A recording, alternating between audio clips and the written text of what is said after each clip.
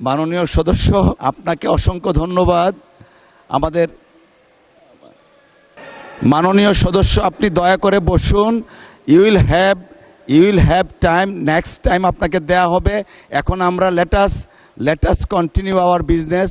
I humbly request you to take your seat. Thank you.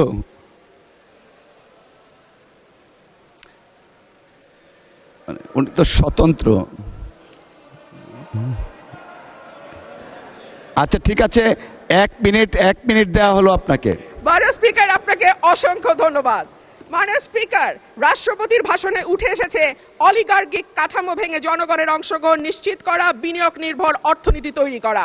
আশা করব আগামীতে সালমানের জায়গায় সাইফুর এসে বসবে না।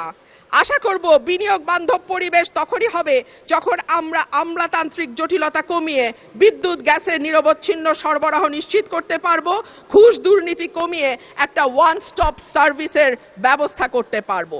পাতানো নির্বাচন বলতেই 14, 18, 24-এর কথা আসে মাননীয় স্পিকার, কিন্তু গত কয়েকদিন আগে পত্রিকায় যেটা স্পষ্টভাবে এসছে 2008 সালের নির্বাচন মাননীয় স্পিকার, সেটিও কোনো নিরপেক্ষ নির্বাচন ছিল না।